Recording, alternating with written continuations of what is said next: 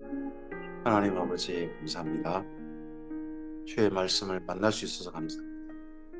주의 말씀을 따라 살 수 있는 하루를 허락하셔서 감사합니다. 주의 말씀을 하나님의 말씀을 알아둘 수 있는 그리고 그 말씀을 따라 생각할 수 있는 평안을 땅 가운데 허락하셔서 감사합니다. 아멘. 주께서 구하시는 이 하루를 기대합니다. 말씀을 따라 걷겠습니다. 성령께서 감화 감동하시고 그 길 가운데도 하나님의 인도하심 우리를 이끌어 주시옵소서. 기쁘게 주의 인도하심을 따라가겠습니다. 감사하며 예수님 이름으로 기도합니다. 아멘. 오늘은 이사야서 1장에서 4장까지 말씀을 함께 읽도록 합니다. 남유다의 아하스 히스기야 남유다의 아하스 히스기야 왕 때 그때 등장한 나훔미가 이사야 선지자 가운데서 이사야 선지자의 이제 사역 이야기에 들어와 있습니다. 나훔과 미가 이사야는 같은 시대에 공감되는 게 있고 다르게 본 게 있습니다. 공감은 그 시대가 암담하다는 겁니다. 암담한 현실이라는 겁니다. 근데 암담한 현실 가운데 각각 하나님께서 보게 하신 시각은 나훔은 백성을 바라봤고 미가는 지도자를 바라봤고 이사야는 그 당시에 하나님을 바라봤습니다. 각각 바라본 대상이 다르지만 시대의 공감은 같습니다. 하나님께서 오늘 우리들에게도 각각의 우리가 보게 하신 것이 하나님의 뜻 안에서 하나님의 사람으로서 보게 하신 것이라고 믿습니다. 그 보게 하신 것을 하나님의 뜻을 따라 잘 또 사역에 감당하는 보게 하신 대로 주님의 뜻을 받드는 우리이기를 바랍니다. 이사야 선지자는 그 가운데서 아수르라는 나라가 남유다가 스스로 불러들였습니다. 그래서 스스로 위기를 자초해버린 나라가 남유다죠. 당장에 눈앞에 있는 위기를 벗어나고 해서 아수를 끌어들였다가 더 큰 위기를 맞는 거죠. 그래서 언발에 소변 봐버린 그런 상황과 비슷하게 된 것이 바로 남유다 상황입니다. 그럴 때 하나님께서 선지자를 통해 하신 말씀은 내버려두라 이셨습니다. 이사야서 1장입니다. 이사야서 1장이 앞으로 이사야서를 읽어갈 때 굉장히 중요한 시대적 배경이고 하나님의 마음을 드러내는 장이니까 관심 있게 봐야 됩니다. 물론 사명장은 아닙니다. 유다왕 우시야와 요담과 아하스와 히스기야 시대에 굉장히 긴 시대죠. 4대에 걸친 그런 왕의 시대입니다. 더더구나 히스기야 시대까지 갑니다. 아모스의 아들 이사야가 유다와 예루살렘에 관하여 본 계시라. 미가는 사마리아와 예루살렘이라면 이사야는 유다와 예루살렘입니다. 북이스라엘 빠져 있습니다. 아예 남유다만. 하늘이여 들으라 땅이여 귀를 기울이라 여호와께서 말씀하시기를 내가 자식을 양육하였거늘 그들이 나를 거역하였도다. 이스라엘 민족을 자녀로 생각하고 자녀를 기른 건데 자녀가 부모이신 하나님을 아예 거역하고 있습니다. 소는 그 임자를 알고 나귀는 그 주인의 구유를 알건만은 이스라엘은 알지 못하고 나의 백성은 깨닫지 못하는도다 하셨도다. 하나님 진짜 돌아가야 할 대상, 의지해야 할 대상, 함께 해야 될 대상이 누군지를 깨닫지 못하고 있는 게 남유다였다는 거죠. 슬프다. 범죄한 나라여 허물진 백성이여 행하게 존자여 행위가 부패한 자식이로다. 그들이 여호와를 버리며 이스라엘의 거룩하신 일을 만홀히 여겨 멀리하고 물러갔도다. 너희가 어찌하여 매를 더 맞으려고 폐역을 거듭하느냐. 온 머리는 병들었고 온 마음은 피곤하였으며 발바닥에서 머리까지 성한 곳이 없이 상한 것과 터진 것과 새로 맞은 흔적뿐이거늘 그것을 짜며 싸매며 기름으로 부드럽게 함을 받지 못하였다. 현재 남유다 상황입니다. 남유다가 하나님을 거역하고 폐역을 거듭해가지고 지금 북이스라엘 이미 망하고 있고 남유다 겨우 하나 남았는데 남유다마저도 성한 곳 없습니다. 지금 강대국 아수르에 의해서 여기저기 짓밟히고 그러합니다. 그런데도 지금 정신을 못 차리고 있는 거죠. 너희의 땅은 황폐하였고 너희 성읍들은 불에 탔고 너희 토지는 너희 목전에서 이방인에게 삼켰으며 그러면 남유다 땅이 완전히 다른 나라에게 짓밟히고 있다는 뜻이 되겠죠. 이방인에게 파괴됨 같이 황폐하였고 이미 멸망한 것처럼 파괴되고 황폐해졌고 멸망은 하진 않았어요. 하지만 그런 상태가 되었고 딸 씌우는 포도원의 망대같이 참외밭의 원두막같이 에워싸인 성같이 겨우 남았다. 피해를 안 당한 성읍은 예루살렘 한 개라는 겁니다. 이게 언제냐? 아수르 침략됩니다. 그럼 여기 이사야서 1장에서는요. 어느 때를 기억하셔야 되냐 그러면 왕으로 보면 히스기야 왕 14년 정도입니다. 히스기야 왕 14년 정도 때 남유다가 완전히 짓밟히고 겨우 예루살렘 하나 남아요. 예루살렘 하나 피해 없었습니다. 그런 정도죠. 만군의 여호와께서 우리를 위하여 생존자를 조금 남겨두지 아니하셨더라면 우리가 소돔 같고 고모라 같았으리로다. 그나마 예루살렘 피해가 없고 나머지 도시는 큰 피해가 있어서 지금 나라가 완전히 황폐해져 가고 있습니다. 그런데도 불구하고 하나님께서 조금 남겨주셨다는 겁니다. 하나님께서 누구를 위하여? 남유다를 위하여. 아직은 하나님께서 남유다를 아끼고 계십니다. 너희 소돔에 가는들아 여호와의 말씀을 들을지어다. 너희 고모라의 백성아 우리 하나님의 법에 귀를 기울일지어다.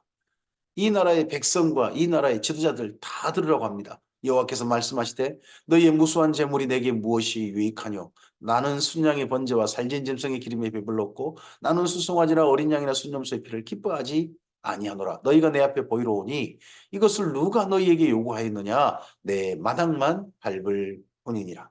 이러할 때 나라가 하나님께 제사는 열심히 바치는 것 같습니다. 근데 하나님께서는 제사를 지금 원하는 게 아니고 나라가 이 나라 자체가 하나님의 나라로 온전히 삶이 바뀌기를 원하고 계십니다.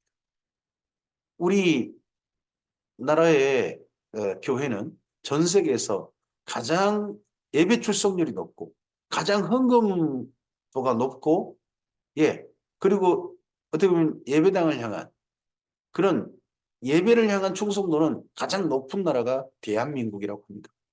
이제 기독교가 있는 나라 가운데서요. 그런 대한민국이 예배는 정말 열심히 하죠. 근데 우리가 하나님께 보이로만 간다면 이와 비슷한 말씀을 듣겠죠. 그 다음 말씀을 함께 봐야죠. 헛된 재물을 다시 가져오지 말라. 분향은 내가 가지게 여기는 바요. 월삭과 안식일과 대회로 모이는 것도 그러하니 성의와 더불어 악을 행하는 것을 내가 견디지 못하겠노라. 하나님께 제사는 열심히 드리면서 남유다가 악을 행하고 있다는 거죠. 내 마음이 너희 월삭과 정한절기를 싫어하나니 그것이 내게 무거운 짐이라 내가 지기에 곤비하였느니라. 너희가 손을 펼 때에 내가 내 눈을 너희에게서 가리고 너희가 많이 기도할지라도 내가 듣지 아니하리니 이는 너희 손에 피가 가득합니다. 악을 행하고 있고 손에 피가 가득하다. 이게 남유다를 향하신 하나님의 진단이십니다. 오늘 우리 교회를 향해서 전 세계도 인정합니다. 예배는 가장 열심히 한다. 예배 열심히 드리고 있습니다. 세계 1위입니다. 하나님 보시기에 예배 그러면 대한민국을 이 시대 속에서 기억하실 거라고 저도 믿습니다. 그렇게 인정하실 겁니다. 그런데 우리의 삶의 수준은요. 삶의 질은요. 어떠할까요? 너희는 스스로 씻으며 스스로 깨끗하게 하여 내 목전에서 너희 악한 행실을 버리며 행악을 그치고 선행을 배우고 정의를 구하며 학대받는 자를 도와주며 고아를 위하여 신원하며 과부를 위하여 변호하라 하셨느니라. 악한 행실 행악 그치고 선행 착한 삶을 살고 정의 사회 정의죠. 정의는 내 개인적이지 않습니다. 사회 공동체입니다. 공동체가 정의로우며 학대받는 자, 고아, 과부 이들의 편이 되어주는 그러한 주님의 나라이길 바라셨습니다.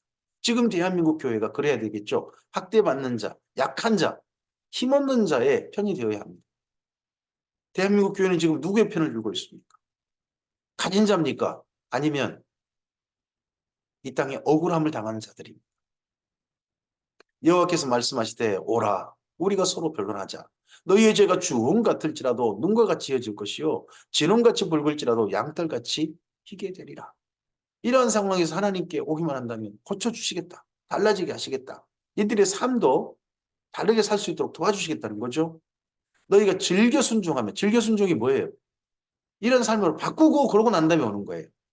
제사만 열심히 드리고 삶을 전혀 안 바뀌고 세상을 보는 눈이라든지 태도가 전혀 안 바뀌고 그거 아니죠. 그것까지 바뀌는 게 질겨 순종이죠. 땅의 아름다운 소산을 먹을 것이요 너희가 거절하여 배반하면 칼에 삼켜지리라. 지금 하나님 칼을 준비하셨어요. 아수르가 이미 압박하고 있습니다. 1차 지금 당하고 있죠. 이 칼에 삼켜질 것이다. 여호와의 입의 말씀이니라. 아수르란 칼은 이번에 이제 물러갈 겁니다. 근데 그러고 난 다음에 바벨론이란 칼이 3번이나 이 나라를 쳐버릴 것입니다. 신실하던 성읍이 어찌 창기가 되었는고. 정의가 거기 충만하였고 공의가 그 가운데 거하였더니 이제는 살인자들 뿐이로다. 주님의 도시였던 예루살렘. 도시를 맨 처음 건설하고 성전이 지어지고 할 때만 해도 정의가 충만하고 공의가 그 가운데 깃들어 있었다는 거죠. 근데 지금은 살인자들, 사람들을 죽여서라도 자기 이익을 챙기고 자기 안위만 구하고 약한 자들 편에 서지 않고 사회를 그런 사회로 만들어버립니다. 있는 자들을 위한 사회, 가진 자들을 향한 그런 사회로 만들어버린 그런 답니다. 예루살렘이 돼버린 거죠. 내 은은 찌꺼기가 되었고 내 포도주에는 물이 섞였도다. 은은요 그 당시 돈입니다. 돈에 찌꺼기가 섞였다. 돈이 부패한 거죠. 경제가. 내 고관들은 패역하여 도둑과 짝하며 다 뇌물을 사랑하며 예물을 구하며 고아를 위하여 신원하지 아니하며 과부의 송사를 수리하지 아니하는도다.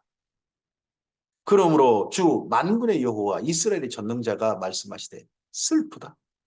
내가 장차 내 대적에게 부응하여 내 마음을 편하게 하겠고 내 원수에게 보복하리라. 내가 또 내 손을 내게 돌려 내 찌꺼기를 잿물을 씻듯이 녹여 청결하게 하며 내 혼잣물을 다 제하여 버리고. 여기 24절에 내 대적, 내 원수. 하나님께 누구를 향해서 이렇게 말씀하십니까? 남유다와 예루살렘을 향하여 하신 말씀이 내 대적이고 내 원수다. 이렇게 말씀하신 것 아닙니까?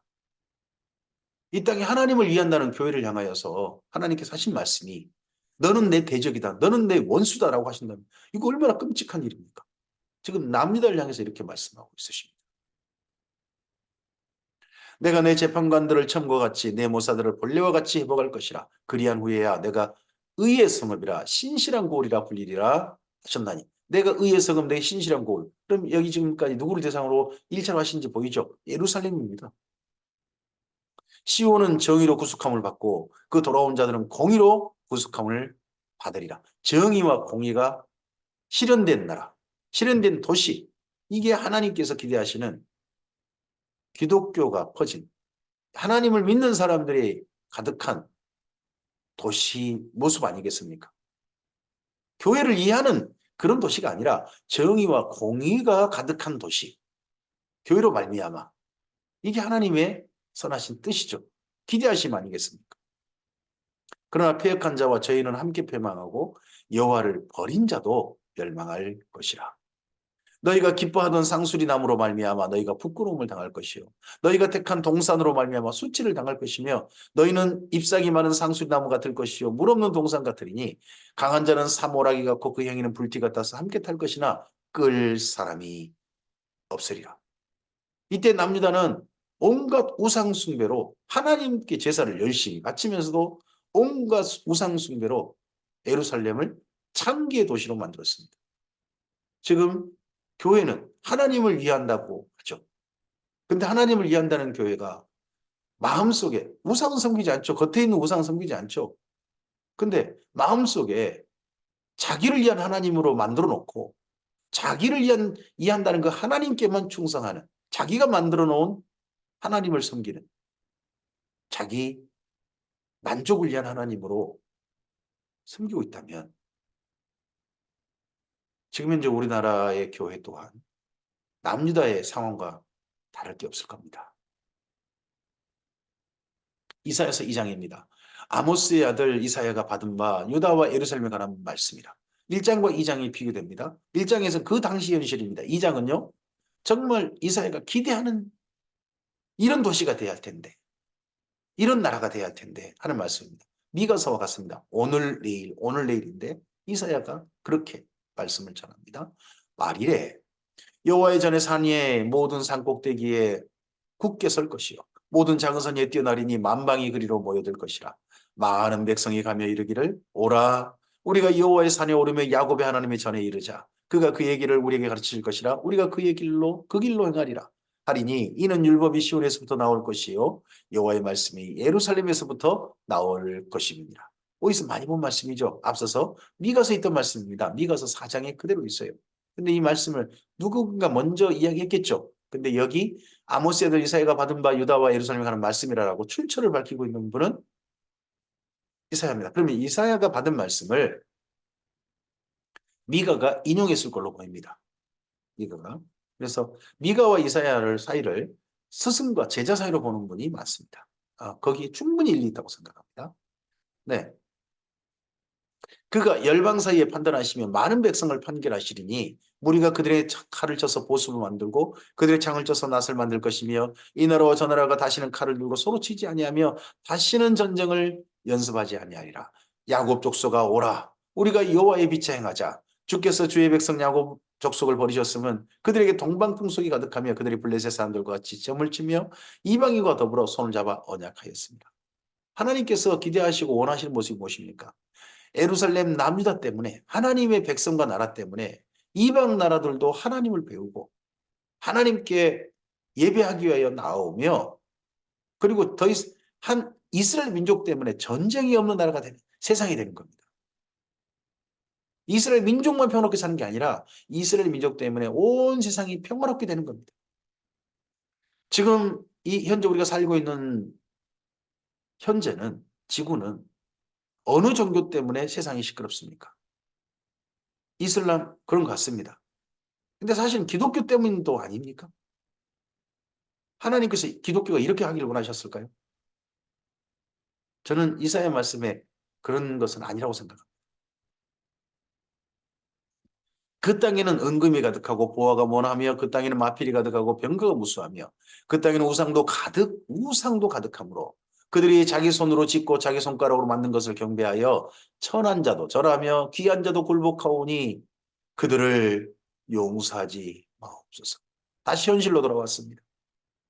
남유다가 온갖 것이 풍부하니까 그걸 가지고 잘 삽니다. 잘 사는데 이게 천한 자나 귀한 자나 다 그걸 가지고 우상을 만들고 우상에게 굴복하고 있다는 것. 이들을 용서하지 마라. 슬픈 기도죠. 너희는 바위 틈에 들어가며 진토에 숨어 여호와의 위엄과 그 광대하심의 영광을 피하라. 왜요? 하나님이 오시면 어떻게 됩니까요? 진멸하실 겁니다. 멸절하실 겁니다. 이들을 멸망시키러 오실 겁니다. 그럼 숨어야죠. 그 날에는 눈이 높은 자가 낮아지며 교만한 자가 굴복되고 여호와께서 홀로 높임을 받으시리라. 대전 만군의 여호와의 날이 모든 교만한 자와 거만한 자와 자고한 자에게 이 말이니 그들이 낮아지리라. 만군의 여호와의 날, 이 날이 악인들에게는 결코 행복한 날이 아닐 겁니다. 악인들에게는 두렵고 무서운 날이 될 것입니다. 또 레바논의 높고 높은 모든 백향목과 바산의 모든 상수리 나무와 모든 높은 산과 모든 솟아오는 작은 언덕과 모든 높은 망대와 모든 견고한 성벽과 다시스의 모든 배와 모든 아름다운 조각물에 이 말이니 그날에 자고한 자는 굴복되며 교만한 자는 낮아지고 여호와께서 홀로 높임을 받으실 것이요 우상들은 온전히 없어질 것이며 사람들이 아멸과 토굴로 들어가서 여호와께서 땅을 진동시키려고 일어나실 때에 그의 위엄과 그 광대하심의 영광을 피할 것이라. 하나님께서 악한 자들을 치려고 일어나셔가지고 이 남녀 땅에 오실 때에 그렇게 하나님 보고 싶어 했는데 그 하나님이 이스라엘 민족에게 결코 좋은 하나님이 아니신 거죠. 하나님 홀로 높임 받은 것 물론 바벨론 땅에서 그렇게 받으시죠. 다니엘서에 그게 보이시잖아요. 뿐만 아니라 우상을 다시는 이스라엘 민족이 섬기지 않게 될 겁니다. 실제 그렇게 됐습니다. 하지만 그날 그 엄청난 전쟁의 날에 바벨론 침략 때 남유다 사람들은 피하게 급급할 겁니다. 생명을 지키기 위해서, 보존하기 위해서. 사람이 자기를 위하여 경배하라고 만들었던 은우상과 금우상을 그날에 두더지와 팍지에게 던지고 아멸과 험악한 바위 틈에 들어가서 여호와께서 땅을 진동시키시려고 일어나실 때에 그의 위엄과 그 광대하심의 영광을 피하리라. 너희는 인생을 의지하지 말라. 그의 호흡은 코에 있나니 새말 가치가 어디 있느냐. 이사야서 3장입니다. 보라, 주 만군의 여호와께서 예루살렘과 유다가 의뢰하여 의지하는 것을 제하여 버리시되 곧 그가 의지하는 모든 양식과 그가 의지하는 모든 물과 용사와 전사와 재판관과 선지자와 복술자와 장로와 50부장과 기민과 모사와 정교한 장인과 능란한 요술자를 그리하실 것이며. 예루살렘과 유다가 누구를 의뢰하고 의지합니까? 뭐 우리도 비슷하죠. 지도자들이죠. 그리고 충분히 갖추고 있는 살만한 먹거리들이 이런 것들 아니겠습니까? 근데 그 모두를 제하해 버리신다. 그럼 지도자들이 싹 죽거나 포로로 잡혀가거나 그런 날이 오는 거죠. 실제로 바벨론 침략 때 그리 됩니다. 그가 또 소년들을 그들의 고관으로 삼으시며 아이들을 그들을 다스리게 하시니 나라의 지도자가 충분히 경륜이 있고 실력이 있는 사람들, 그런 사람들이 아니라 미처 준비되지 못한 자가 나라를 다스리게 되는 거죠. 왜? 진짜 실력 있는 지도자는 다 포로로 잡혀가고 죽어버려서 백성이 서로 학대하며 각기 이웃을 잔해하며 아이가 노인에게 비천한 자가 존귀한 자에게 교만할 것이며 나라가 제대로 안 다뤄지니까 나라가 모든 것이 엉망이 되는 거죠. 혹시 사람이 자기 아버지 집에서 자기 형제를 붙잡고 말하기를 내게는 겉옷이 있으니 너는 우리의 통치자가 되어 이 폐허를 내 손 아래 두라 할 것이며 이미 폐허예요. 폐허. 폐허 가운데도 그나마 다스릴 자가 필요한데 그나마 조금이나마 재산이 남아있는 사람 그런 사람에게 해달라고 하면 그날에 그가 소리를 높여 이르기를 나는 고치는 자가 되지 아니하겠노라. 아니 그 폐허에서 책임자가 되어지면 자기 재산 다 내놓고 도리어 자기 손해가 날 것 같으니까 나는 손해보지 않겠다. 지도자, 지도자가 되지 않을 이유가 나는 손해보지 않겠다. 내 집에는 양식도 없고 의복도 없으니 너희는 나를 백성의 통째로 삼지 말라. 아무도 통치자가 되려고 하지. 아무도 자기를 희생하려고 하지 않는, 책임지려고 하지 않는 그런 세상이 곧 올 것이다. 예루살렘이 멸망하였고 유다가 엎드러졌으면 그들의 언어와 행위가 여호와를 거역하여 그의 영광의 눈을 범하였습니다. 아예 예루살렘 멸망, 유다가 엎드러지는 것을 이미 현재 실현된 것처럼 말씀이 전해집니다. 이럴 때는 반드시 될 일이라는 겁니다. 반드시 될 일. 선지자의 예언 가운데 가끔씩 가다가 반드시 될 일로 이야기하고 있는 것들이 나옵니다. 아직 실현되지 않았는데. 근데 이건 반드시 될 일이라는 걸로 강조해서 이렇게 말씀하는 거죠. 그들의 안식이 불리하게 증거하며 그들의 죄를 말해주고 숨기지 못함이 소돔과 같으니 그들의 영혼에 화가 있을진저 그들이 재앙을 자취하였도다. 화가 있을진저. 화 있을진저 하는 선포가 또 여기 이사야서에서 이루어지고 되고 맙니다. 너희는 의인에게 복이 있으리라 말하라. 그들은 그들의 행위의 열매를 먹을 것이며 악인에게는 화가 있으리니 의인에게는 복이 있고 악인에게는 화가 있습니다. 이는 그의 손으로 행한 대로 그가 보응을 받을 것입니다. 결국 우리가 이 땅 가운데서 삶에 하나님께서 허락하시는 열매를 먹는 것은 우리가 의인이냐, 우리의 삶이 의인이냐, 우리의 삶이 악인이냐에 달려있다는 것이 여기 또 보입니다. 내 백성을 학대하는 자는 아이요 다스린 자는 여자들이라. 내 백성이여 내 인도자들이 너를 유혹하여 내 다닐 길을 어지럽히느니라. 참 지도자가 갖추지지 못한 그런 지도자가 다스리니까 갈 길을 그냥 완전히 헤매는 거예요.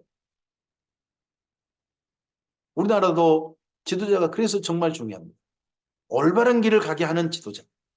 어느 길로 가야 될지 똑바로 잘 알아서 그 길로 모든 경영을 해갈 수 있는 지도자. 그런 지도자가 필요합니다. 당장 눈앞에 뭐냐 급급한 그런 지도자가 아니라 진짜 길을 잘 알아서 나를 안정적으로 갈 길을 가게 하는 지도자 필요한 거죠. 지금 남유다가 지도자들이 엉터리입니다. 여호와께서 변론하러 일어나시며 백성들을 심판하시려고 서시도다. 여호와께서 자기 백성의 장로들과 고관들을 심문하러 오시려니 타민족이 아니라 이스라엘 민족을 포도원을 삼킨 자는 너희며 가난한 자에게 탈취한 물건이 너희 집에 있도다. 이 지도자들이 나라는 엉터리로 다스리면서 뭐에 급급합니까? 백성들의 것을 자기 재산으로 만드는 일에만 급급하고 있는 거죠. 이런 지도자들을 심판하러 신문하러 오실 겁니다. 어찌하여 너희가 내 백성을 짓밟으며 가난한 자의 얼굴을 맷돌질 하느냐? 주 만군의 여호와 내가 말하였느니라 하시도다. 여호와께서 또 말씀하시되 시온의 딸들이 교만하여 느린 목 정을 통하는 눈으로 다리며 아기작거려 거리며 발로는 쟁쟁한 소리를 낸다 하시도다. 이러한 것에 이 고관들의 지도자, 가진 자들의 그 아내들, 여자들도 한몫하는 거죠. 이 악한 일에. 그러므로 주께서 시온의 딸들의 정수리에 딱지가 생기게 하시며 여호와께서 그들의 하체가 드러나게 하시리라. 주께서 그날에 그들이 장식한 발목고리와 머리의 망사와 반달 양식과 귀고리와 팔목고리와 머리 가리기와 학원과 발목사슬과 띠와 향압과 호신부와 반지와 고고리와 예복과 겉옷과 목도리와 손주머니와 손거울과 세마포과 머리수금과 너울을 제하시니 이게 지금 시온의 딸들이 자기에게 갖추고 있는 그 사치품들 봐보세요. 다 갖췄어요. 이 모든 게 누구로부터 온 거겠어요?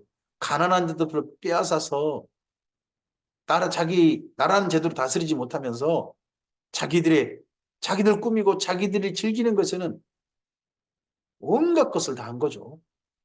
없는 게 없는. 그때의 썩은 냄새가 향기를 대신하고 노끈이 띠를 대신하고 대머리가 숱한 머리털을 대신하고 굵은 베옷이 화려한 옷을 대신하고 수치스러운 흔적이 아름다움을 대신할 것이며 너희의 장정은 칼에 너희 용사는 전란에 망할 것이며 그 성문은 슬퍼하며 곡할 것이요 시온은 황폐하여 땅에 앉으리라. 이런 날이 선포되고 갑니다. 이사야서 4장입니다. 그런 날에 일곱 여자가 한 남자를 붙잡고 말하기를 우리가 우리 떡을 먹으며 우리 옷을 입으리니 다만 당신의 이름으로 우리를 부르게 하여 우리가 수치를 면하게 하라 하리니. 이게 슬픈 광경인데요. 한 남자에게 일곱 명의 여자가 당신의 아내로서 그런 행정적인 관계만 이루게 좀 해달라.